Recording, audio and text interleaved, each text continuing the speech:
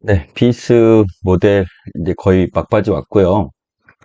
마지막 네 번째 그리고 다섯 번째 단계에 대해서 이제 한꺼번에 설명을 드릴게요. 여기서는 이제 종료와 평가입니다. 아, 종료까지는요, 실제 면담자를 앞에 두고 나서의 그 활동이고, 마지막 평가는 면담이 다 끝나고 나서, 그리고 나서 이제 조사자가 하게 되는 과정이에요. 일단 종료를 보면요, 언제 종료를 할 것이냐라는 부분인데요. 면담은 조사관이 더 이상 계속해도 목적 달성에 기여될 것이 없을 것이라 결정했을 때 종료해야 돼요. 이게 참 애매한 말인데, 그러니까 만약에 이제 협조적인 조사, 그 피조사자, 피면담자를 했을 때에는 상대방이 하고 싶은 말을 전체적으로 할 수 있을 때가 되겠죠. 그리고 예를 들어서 그게 뭐 범죄와 관련된 얘기들이어야 될 겁니다. 그 사람이 얘기하고 있는 것이 내가 만약에 이렇게 합시다. 충분한 객관적인 증거를 많이 가졌을 때에는 상대방에게 내가 진술을 획득해야 될 것들은 이 증거들을 에 대한 명백성, 그리고 이 증거들을 뒷받침할 수 있는 진술들이 되겠죠. 근데 만약에 이 피해자를 조사를 해야 되는데 피해자가 겪은 이 범죄가 아주 우발적 상황에서 발생한 경우가 있을 수 있어요. 그냥 지나가다가 퍽치기를 당했거나 아니면 자기는 그냥 뭐 어디에 장소에 갔었는데 그냥 도둑질을 당했거나 또는 소매치기를 당했거나 이런 정도겠죠. 그럼 만약에 어떤 일시적인 장소에서 그런 걸 당했을 피해자한테 우리가 진술을 받는 목적이 뭐겠어요? 누군가 알 수 없는 용의자를 추적하기 위한 정보가 될 겁니다. 피해를 당했다는 거, 그건 명확하니까 그것뿐만이 아니고요. 그 범죄자를 추적을 하기 위한 정보들이 필요하겠죠. 일단은 만약에 그 상대방이 없었다고 하는 지갑 안에 어떤 것이 들어있느냐가 중요하겠죠.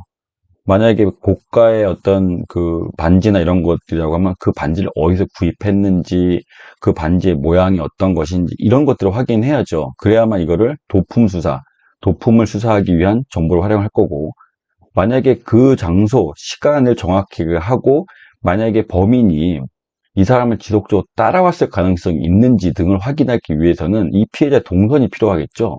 그래야 그 피해자가 이동한 동선 내에 있는 CCTV를 조사할 거잖아요. 그런 경우에는 이 피해자로부터 얻어야 될 것이 뭐냐면 이 피해자의 동선입니다. 그리고 만약에 거기에 신용카드가 있었다든지 현금이 있었다든지 만약에 수표가 있었다든지 하면은 그 남바, 그 신용카드의 번호 어떤 것인지 혹시 이런 경우에는 이 피해자의 그 신용카드를 그 범인이 사용할 수 있잖아요. 이러한 경우를 대비해서 필요한 거고 만약에 신용카드에 대해서 그 뭐죠? 그 인출 금지, 그러니까 본안 신고를 해가지고 그다 막혀 있는지 이런 것들도 확인하면 됩니다. 그리고 그 사람이 했을 때 이 당시에만 CCTV의 위치를 알았다고 한다면 그 CCTV에서 이 범인이 접촉했던 물건의 위치가 어딘지 그렇게 하면 그걸 통해서 우리가 지문을 채취할 거잖아요. 이런 방식이에요. 그래서 아주 일순간에 일어났던 피해자에 대한 범행을 하기 위해서는 결국은 범인을 추적하기 위한 정보를 다 얻었으면 거기서 종결하면 됩니다. 그리고 그것이 아니라 예를 들어서 이 피해자가 사기를 당했어요. 근데 그 피해자가 사기를 당했을 때 보이스피싱처럼 일시적인 사기를 당한 것이 아니라 이 사람이 대면 그 피해를 당했는데 상대방으로부터 오랜 시간 접촉을 하면서 했다고 하면 이때의 조사의 범위는 꽤 넓어집니다. 첫 번째, 그 용의자가 누구인지를 아는 경우와 용의자가 누구인지 모르는 경우가 있겠죠. 용의자가 누구인지 모르는 경우에는 그 사람을 특정하는 데 필요한 정보도 필요하겠죠. 그 또 하나, 이 사람이 실제로 기망을 당했다라고 하는 요소가 있으면 기망을 당한 요소가 어디까지인가라는 겁니다. 예를 들어 이 사람이 어떤 구체적인 그런 계약이나 이런 내용에 대해서 기망을 당했다고 하면은 그 내용만 우리가 조사하면 되겠지만 그것이 아니라 관계를 형성하는 전체 범위 내에서의 기망이 있었다고 하면은 처음에 만나게 된 경위부터가 우리가 정보를 취득해야 될 범위가 될 거예요. 그럼 결국은 면담의 종료가 이루어지는 이때에 대한 목적 달성 여부는 어떻게 주어지느냐? 앞서 처음에 플래닝하고 프리퍼레이션을 했을 때 우리가 면담 계획서 쓰잖아요. 그 면담 계획서에서 우리가 하고자 하는 것들이 제대로 달성이 되었느냐를 보는 거예요. 결국은 이 면담의 종료 자체도 처음부터 있었던 내용들을 가지고 기반해서 오게 됩니다. 근데 조사를 하다 보면은요, 피해자는 자기가 피해인지도 모르지만 이 수사관의 입장에서는 추가적인 피해가 확인될 때도 있어요.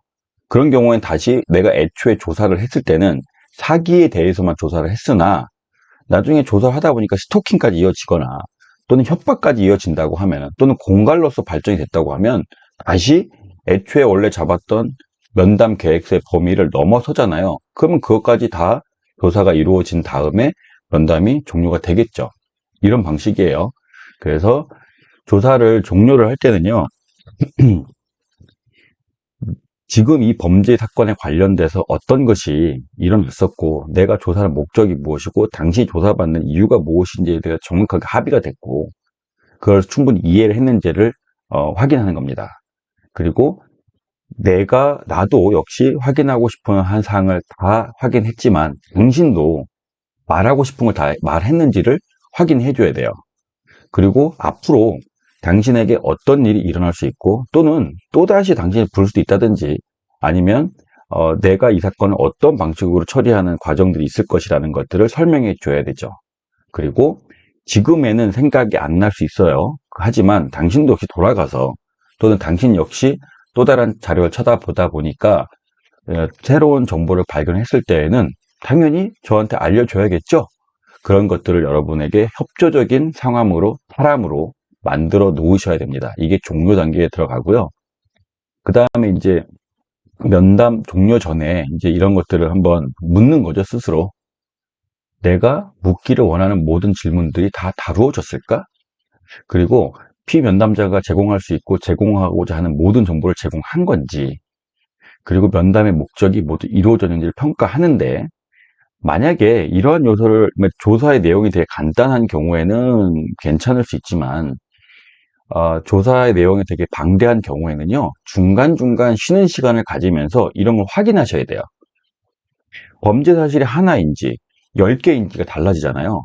그럼 만약에 하나, 둘, 세 개를 확인했으면, 그 다음을 이어서 하기 전에 잠깐의 휴지 기간을 갖고, 그때 이러한 종료에 대한 물음을 하는 겁니다. 그렇게 하고 나야 나중에 긴 시간의 조사를 했을 때는 이런 것들을 잽싸게 확인을 해서 종료할 수 있어요. 그리고 미래의 준비. 이 사람의 특히 용의자와 그 이후의 사람을 나누게 되는데, 용의자에 대해서는 성성된 관계가 유지돼야 돼요. 왜냐하면 이 사람은 지금 보내고 끝날 게 아니거든요. 용의자이고 처음에 1차의 진술을 받았지만 후속적으로 어떤 증거들이 나오면 2차 조사할 수 있어요.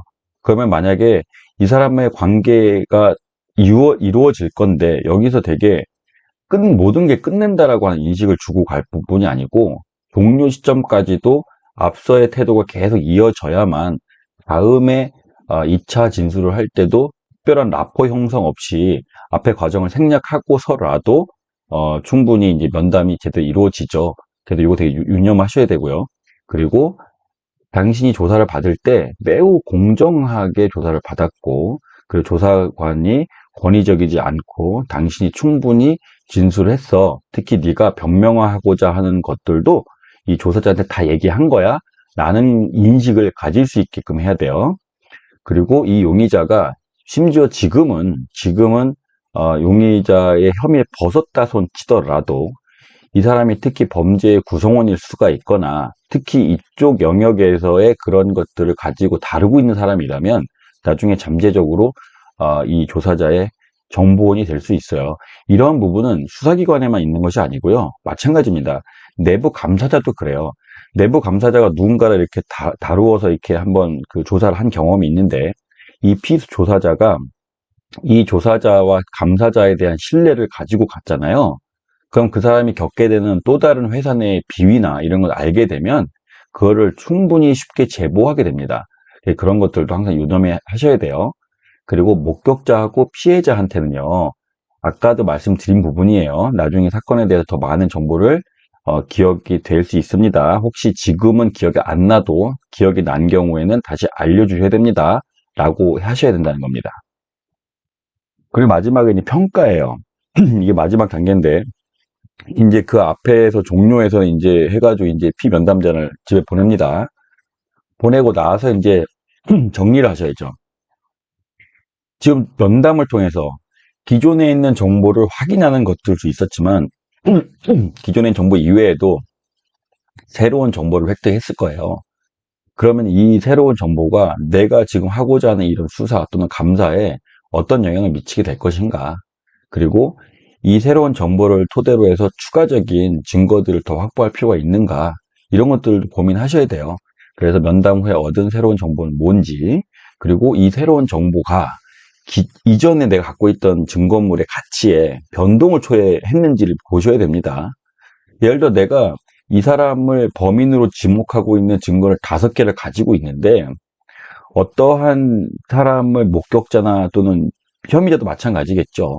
그 사람이 진술한 내용을 보고 확인해 보니 이 사람을 지목하고 오히려 이 하나가 이 사람을 범인으로 지목하지 않는 게 발견이 되면은요. 사실 이 4가지의 증거들이 있다 손 치더라도 이 사람은 범인이 아니라는 결론에 이르릅니다. 예를 들어 다시 한번 설명드리지만 내가 하고자 하는 주장을 정말 정당한 주장이라고 하기 위해서는요, 많은 증거가 필요하지만 내 주장이 잘못됐다라고 하는 증거는 하나만 있으면 돼요. 그래서 내가 아무리 가지고 있는 증거들이 이 사람을 범인을 지목하지만 이 사람 어떤 딱 하나의 증거가 이 사람을 범인으로 지목하지 않는다면 그 사람은 범인으로 몰아가서 안 된단 말입니다. 그래서 새로 얻은 정보들이 내가 갖고 있는 정보들의 가치를 변동시키는 것이 무엇인지, 그리고 내가 가지고 있는 증거들을 탄핵하는 것이 무엇인지에 대해서 검토하셔야 돼요. 그리고 이런 것들을 지금 하지 않으면은요, 어떤 현상이 생기느냐, 대부분의 초보 수사관들은 이 평가 자체를 미룹니다. 그러니까 조사가 끝나고 나서 직후에 평가가 이루어져야 가장 객관적인 평가가 이루어지는데, 이게 시간이 지나면요, 평가가 더 오래 걸리기도 하고요. 그리고 내 기억 속에 신선하지 않을 때 평가를 하게 되면 평가 자체를 안 하게 될 수도 있고, 애초에 내 수사의 진행 방향 자체가 왜곡될 수가 있어요. 그렇기 때문에 가급적 빨리 해줬으면 좋겠다, 이런 걸 말씀을 드리고요. 조사관이 업무 수행 능력에 대한 평가는 일종의 내가 면담을 잘 하는 사람이 되기 위한 평가죠. 내가 과연 잘했는가, 실수한 건 없는가, 혹시 이 사람에게 혐의를 부인한 용의자에게 내가 가지고 있는 중요한 정보를 노출한 건 아닌가, 이 사람한테 충분히 어떤 법률적인 고지를 충실했는가, 이런 것들을 자기를 되돌아보면서 다음에 면담에 있어서 개선하기 위한 평가를 한다는 얘기예요. 일단 여기까지가 피스 모델에 대한 전부라고 보시면 됩니다. 요거를 다시 한번 강조드리지만 이러한 절차들 아는 것이 중요한 게 아니라 그런 절차들이 여러분이 실제 면담하는 과정에 제대로 구현될 수 있도록 계속 반복적으로 학습을 하고 점검을 하시는 게 필요해요. 그래야 이것이 여러분 것이 됩니다. 마지막으로 전략적 증거 사용은 대단히 간략한 얘기예요. 이거는 피스 모델과 상응한 정도의 절차를 갖고 있는 게 아니고요. 일종의 방법론입니다. 이렇게 만약에 그 면담하는 과정에서 전략적으로 증거를 써라 라고 하는 일종의 지침 같은 거죠. 그래서 이게 그 조사관이 확보한 증거 자료들을요, 면담의 끝까지 제시하지 않는다는 원칙이에요. 그리고 상대방이 내가 갖고 있는 증거들과 부합하지 않는 거 충분히 말하게 놔두는 거예요, 그냥요. 그래서 증거 자료와 모순된 거짓말 해도요, 그때그때 충하지 않습니다. 이거는 그냥 상대방이 말하는 것이 거짓이라는 것을 지속적으로 오히려 거짓말하게 놔두는 거예요. 그럴 때마다 이 담당 수사관은 그래, 너 1번 거짓말은 이거랑 안 맞고 2번 거짓말은 이거랑 안 맞고 계속적으로 거짓말을 하게 놔둠으로 인해 가지고 나중에 내가 이 사람을 한 번에 반박할 수 있게끔 유도해야 된다는 거죠. 그래서 이제 다시 한번 말씀드리지만 내가 갖고 있는 증거를 성급하게 내지 말아야 된다. 그리고 내가 갖고 있는 것과 다른 얘기를 하더라도 바로바로 충하지 않는다. 그리고 상대방이 자유롭게 계속 얘기할 수 있게끔 아예 놔둔다. 이런 거예요. 이건 이제 스웨덴 경찰에서 많이 활용되고 있는 거고요. 실제 이게 뭐 우리나라든 어디든 마찬가지로 활용이 되죠. 그래서 용의자가 증거의 존재를 모르는 경우에는 범죄를 저지른 용의자와 결백한 용의자는 행동이 서로 다를 것이다라는 거예요. 그래서 결백한 용의자는 숨김없이 모든 정보를 이야기하기 때문에 범인보다 더 많은 세부 사항을 진술할 거라는 거고요. 그러다 보면 당연히 내가 있는 증거들하고 다 매칭이 되겠죠. 그리고 이 사람들이 하는 얘기는 훨씬 세부적이고, 그 다음에 그게 사실일 것이기 때문에 내가 갖고 있는 정보들과 이렇게 모순점이 별로 없을 것이라는 거고, 오히려 거짓말하는 용의자의 경우에는 좀 더 세부적인 얘기를 안 할 뿐만이 아니라 그 사람이 얘기했던 변명거리들이 내가 갖고 있는 정보들과 모순점이 있을 것이다. 이런 겁니다. 그래서 기존에 행해했던 용의자에게 윽박지르거나 강요하는 신문 행태를 고집하지 않아도 내가 갖고 있는 증거와 상대방이 했던 얘기와의 비교만을 해도 저 사람의 말이 진실인지 거짓인지를 알 수 있다는 거예요. 아주 당연한 얘기죠. 그럼 결국은 전략적 증거 사용에 있어서도 공통적인 현상이 하나 있어요. 면담을 하기 전에 저는 참 많은 것을 알고 있어야 된다는 전제가 필요한 겁니다.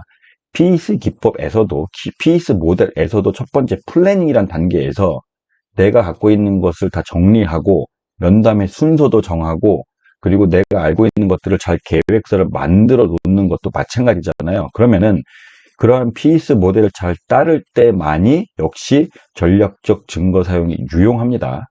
이것도 여러분들이 뭐 설명을 들었으면 명확히 이해를 하실 부분이고요.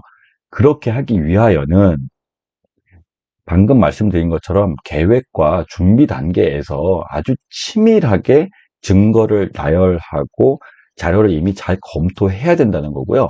그리고 그 증거들마다 가치가 달라요. 진술이 증거인 경우도 있고요. 그러면 진술이 증거인 경우는 여러 가지 왜곡될 수 있죠.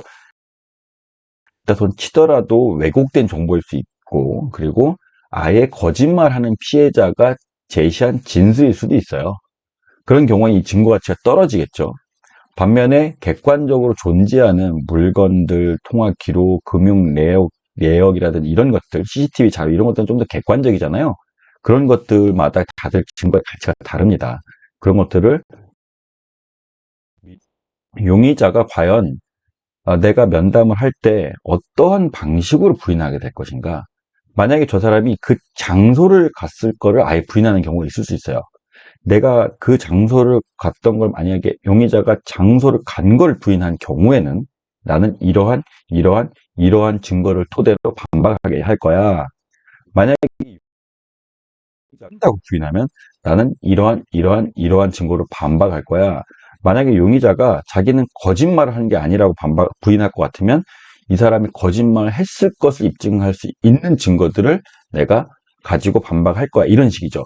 그래서 이러한 준비가 잘 되어 있으면 상대방이 할 수 있는 거짓말의 경우의 수를 미리 생각해 냅니다. 그런 걸 미리 생각해내고 그럴 때마다 내가 공격할 수 있는 증거들, 전략적으로 사용할 수 있는 증거들을 내가 생각해내면 이 면담 자체가 아주 쉬워져요. 그런 것들을 여러분이 알고 계시면 될 것 같습니다. 이제 여기서 다 끝났고요. 다시 한번 여러분한테 말씀을 드리고 싶은 건 뭐냐면, 감정적이고 억압적인 면담은요, 절대로 정보 수집을 잘하지 못합니다. 이거 아직까지도 이렇게